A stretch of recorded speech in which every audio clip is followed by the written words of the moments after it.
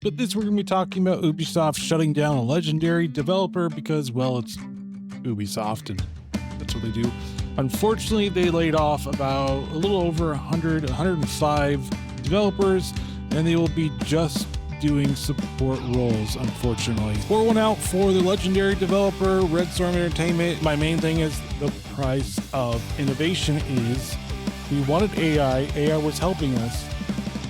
Then we got a memory shortage because all these companies that want to do AI are buying up all this stuff and making our lives hell because the HBMs are the ones that take up most of the wafers and they are the more costly to produce. Micron basically said that we don't want to really care about you guys and we don't want to produce RAM anymore for the consumer market. We care about AI because, well, we get most of our money from there. Welcome to Digital Coffee Gaming Brew. I'm your digital barista, Brett Deister. Today we're diving into Ubisoft shutting down a legendary studio, Valve shaking up Counter-Strike 2's reload system, and why innovation in gaming is costing us more than ever. Grab your favorite mug, let's dive into all the chaos, controversy, and sprinkle a little bit of sarcasm, and let's dive into what the PC gaming world is serving up this week.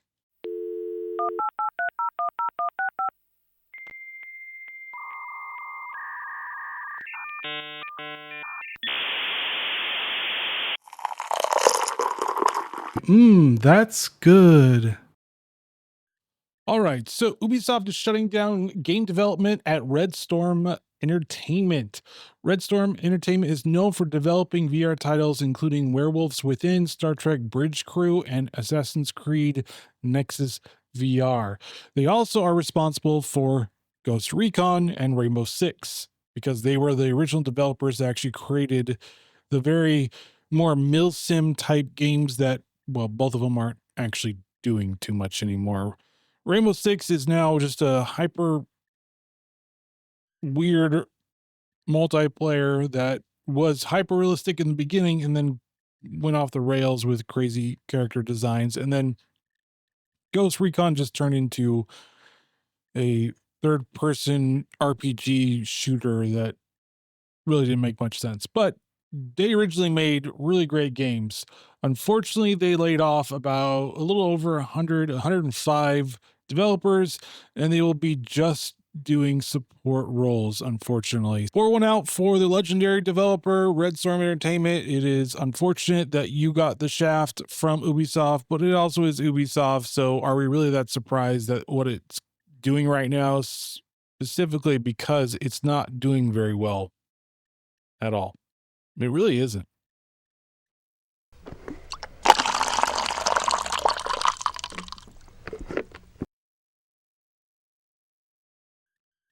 All right, moving on to Counter-Strike 2. Valve is changing the reloading mechanics in Counter-Strike 2. The new system requires players to discard all remaining ammo in the magazine when reloading, similar to the mechanics in Helldivers 2. In the update, when players reload, they will drop the used magazine and receive a full magazine from reserves rather than keeping leftover ammo. Some weapons will have fewer clips to encourage efficiency and precision in gameplay. The update introduces map guides for players in their first 5 competitive matches and allows for community and locally hosted custom games.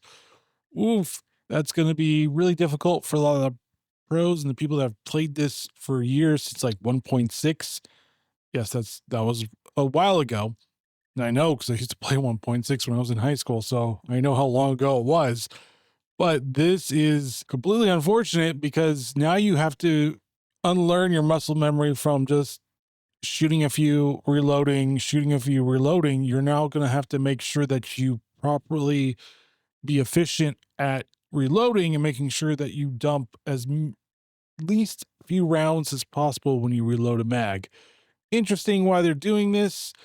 Not really quite sure how the community is going to react, but it's probably not going to be very well because, again, it is muscle memory and they are changing muscle memory, which never really makes a lot of gamers happy about things because we learn something, we get into a habit, the habit is formed, and then decades later, or at least a decade later, probably more like almost 2, maybe 2, they change it.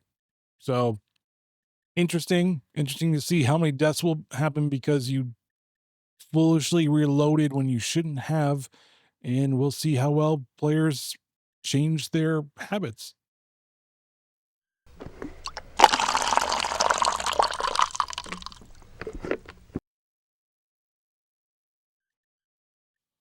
All right, so a survey indicates that 90% of game workers disagree with Epic Games CEO Tim Sweeney regarding the necessity of disclosure from games made using generative AI tools, or Gen AI for short. Tim Sweeney has stated that he believes it makes no sense for game stores to have such disclosures, arguing that Gen AI technology will become a prevalent in game development in game engines. Well, maybe not. We really haven't seen like the full weight of Gen AI actually being in game development. It is coming. Like, make no mistake, a lot of this is coming. We're not going to get around this. We can revolt in ways of, I don't want to buy games like that, but if used properly, it can work really well and cut down development times, cut down the overhead costs, all the stuff that businesses have to worry about. However, there should be disclaimers if you're using anything that gamers can hear, see, or interact with using AI. If it's in the background helping you create things, I don't really care too much, but if it's the voice lines, if it's character models, if it's things that gamers can see, yeah, you should disclose it. And I don't think Tim Sweeney really understands that part about it. But I would say if the gamers can see it, if it's part of the story, if the story was written by AI or how they were revised by AI or something that involves the gamer understanding what's going on, it should be disclosed. But Tim Sweeney's we don't need to know that stuff. Just pretend that we actually care about you guys and we don't use AI at all, even though we do all the time.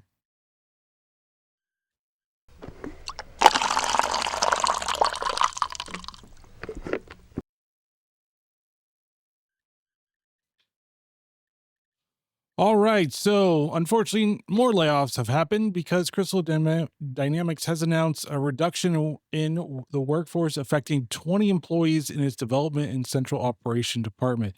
The studio stated that it reviewed team structures to align with its long term goals, leading to the layoffs. The company expressed a commitment to future development of its announced Tomb Raider titles, including a remake of the 1996 Legacy of Atlantis and a new game titled Tomb Raider Catalyst.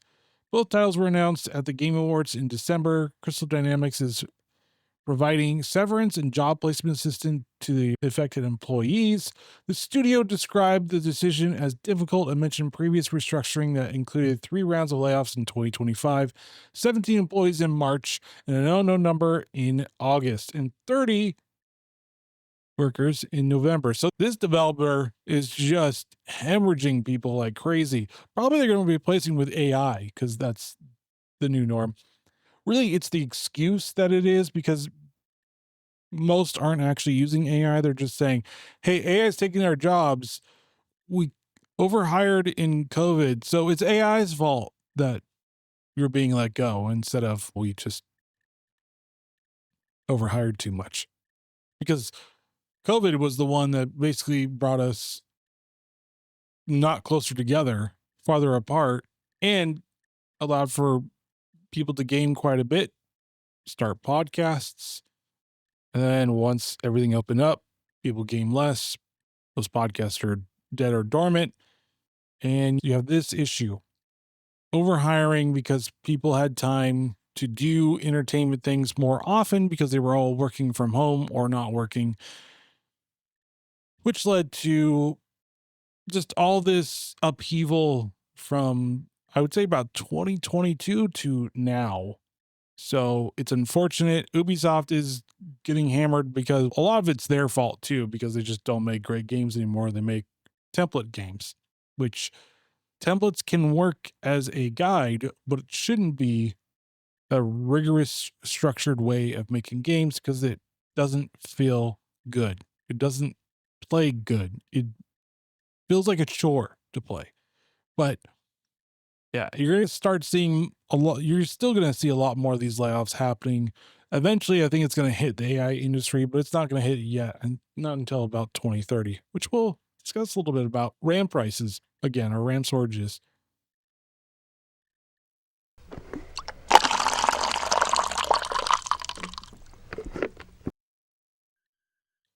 All right, so Crimson Desert was released yesterday, as along with Death Stranding 2 on PC as well, and it has sold 2 million copies in the first day of release.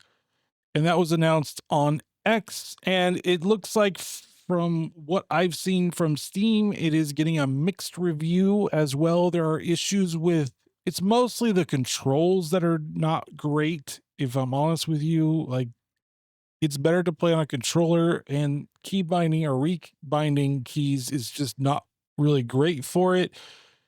There is just a lot of issues with the controls in general, and that does make it for a very unfavorable way of playing a game, is control issues. A lot of it's actually pretty good. I'm using DLSS 4.5 on it. I tried to use DLAA and everything, and it just didn't look great. It looked really just too much artifacting and everything. 4.5 did reduce that quite a bit, so I turned off DLAA and ray tracing restructuring, or whatever the other one is. It didn't seem like it added too much, and it added too much artifacting, which kind of took you out. 4.5 helped and helped with the frame rates, but the flowers and the plants look weird, which is funny as well. But everything else for me so far seems pretty good. I really haven't had too many issues. I think some of the control schemes are a little weird when talking and everything, but I think what's great about this game is just the massive scale of this thing and what you can do.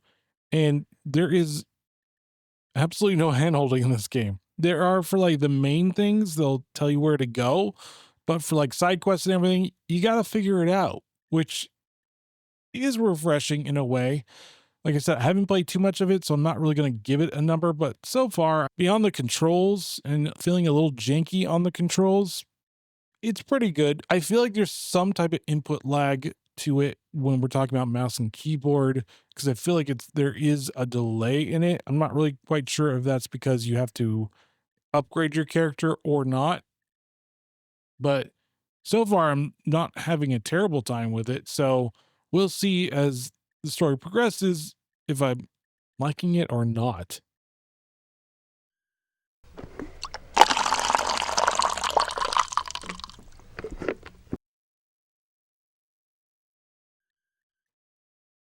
All right, so Valve has released a preview of SteamOS 3.8.0 for initial Steam Machine support ahead of its launch, whenever that is, sometime this year. Pretty sure it's going to be holiday season, probably my best guess. The update indicates major fixes such as improved Discord screen share functionality in game mode. The update suggests that Steam Machine release date or price announcement could be forthcoming.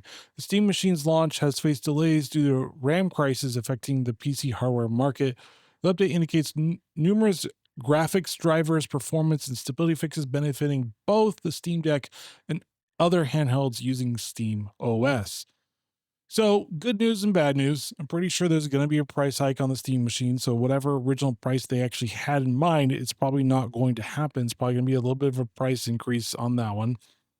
One, I think they should have just released the controller anyways, because the controller looks amazing, and that would have helped a little bit. But I get why they did it. I get why they wanted to release all three at the same time. But it just, if you already had the product ready to go, you might as well just release the controller. I get it. You want to bundle it and see if you can do bundling things, but RAM for itself, the issue's not going away.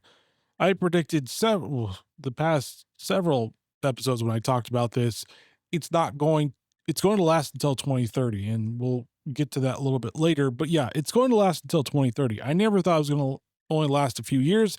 I feel like this is going to be a bigger issue, and it's going to continue to be a bigger issue until things settle down. It's going to take a while for things to settle down, because every business company and investor wants to invest in AI, even if there are some good things with AI and there's some things that you just have to watch. So it's one of those things where AI is not as revolutionary as it could be, but I understand why people want to do it.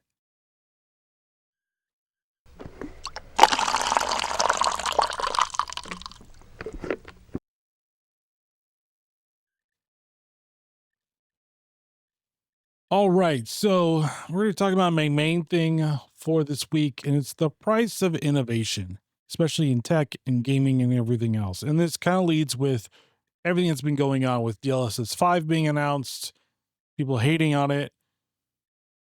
Unfortunately, price increases for CPUs is going to be coming, unfortunately, and then the RAM shortage, which looks like it's going to be a very extended RAM shortage. So first off is a new report claims there may be imminent supply crunch in the CPU market.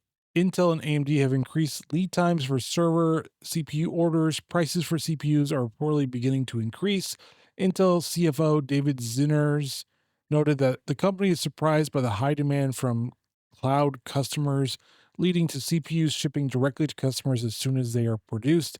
Intel is experiencing issues partly due to poor yields at its own manufacturing facilities, while AMD is struggling to secure production capabilities from TSMC. The report suggests that increasing demand for CPUs is driven by AI. Surprise, surprise. Particularly due to new agentic AI servers that require more CPU load. There have been recent rounds of system upgrades following the end of official support for Windows 10.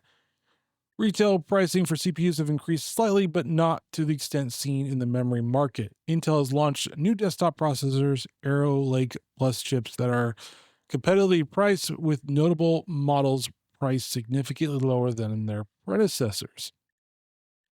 So there's one side of it. Now here's the other one.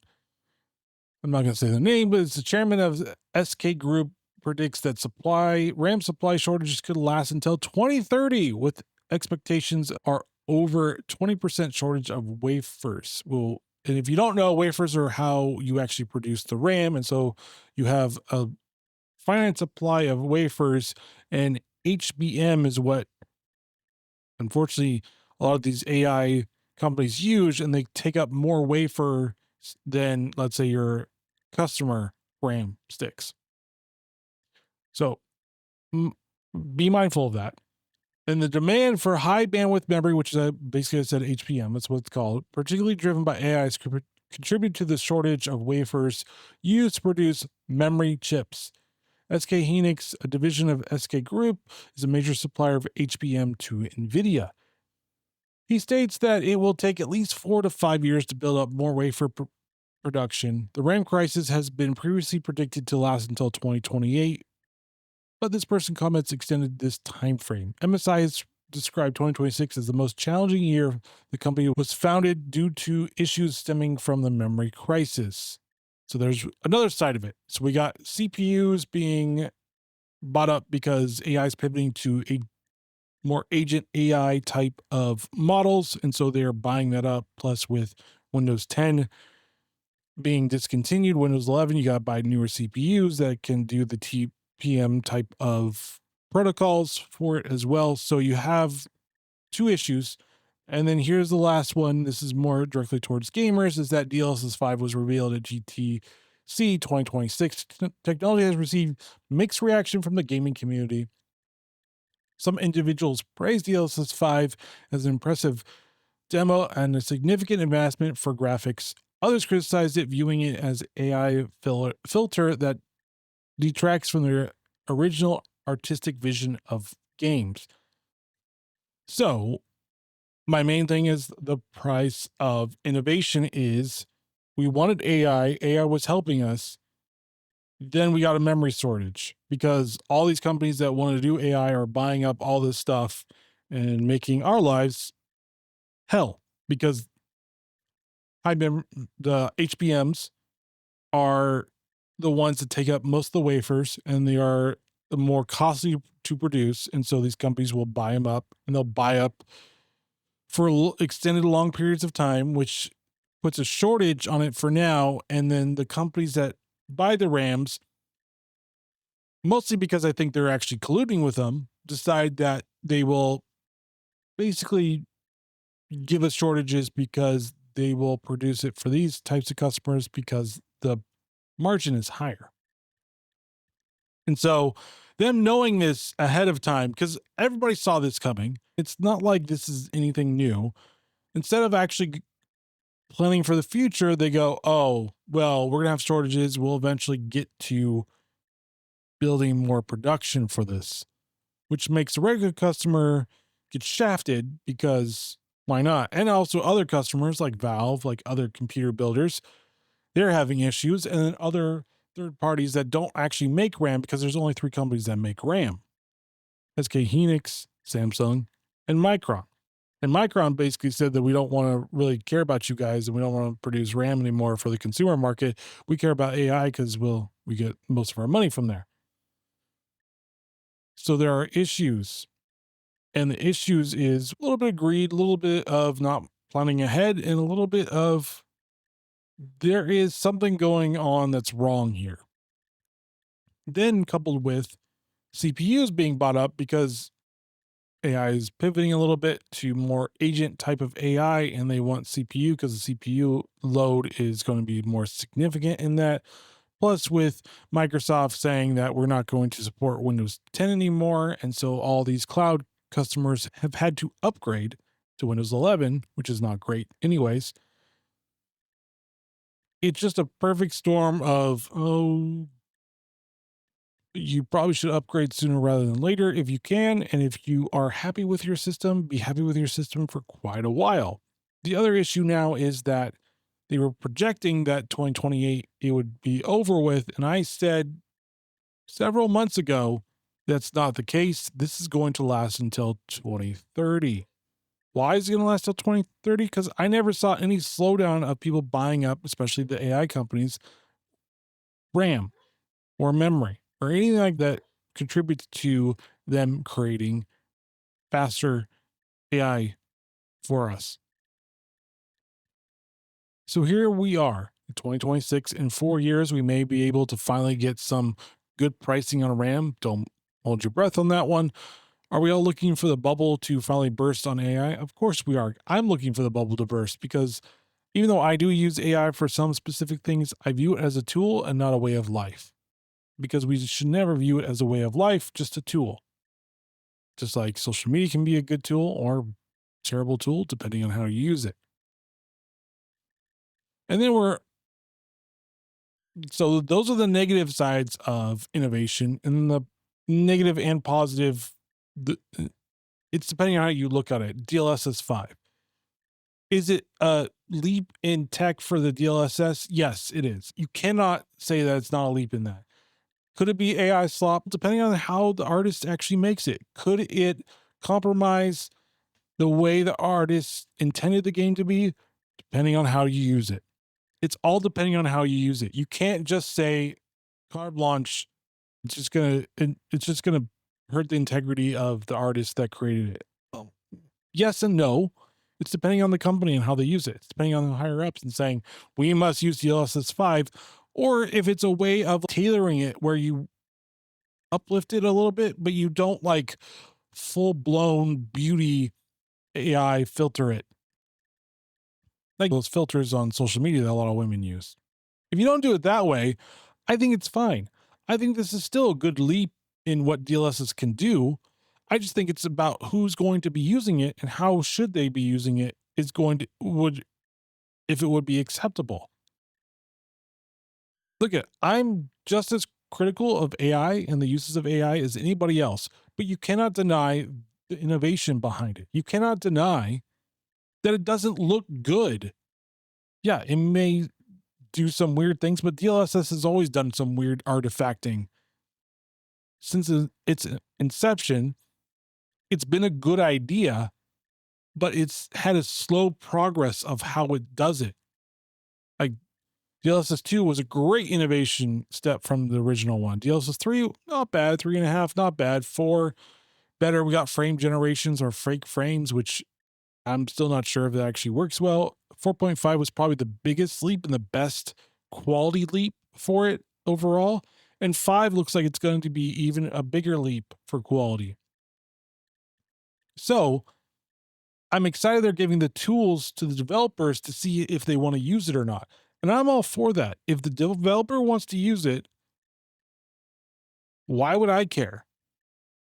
If they can use it wisely and not just full throttle it like to the 10 on DLSS 5, I think it's going to be a great thing. I think it can help upscale a lot of things. I think it can help frame rates as well. I think there are specific uses in this that will make it really good. However, we can't just all carte blanche say that it's all AI slop. Like, we do have to have specific rules on what AI slop is. You can't just say, oh, I don't like it, it's AI slop. Because if you don't like it, you don't like it. And that's fair. I'm not saying you have to like everything that comes out of NVIDIA.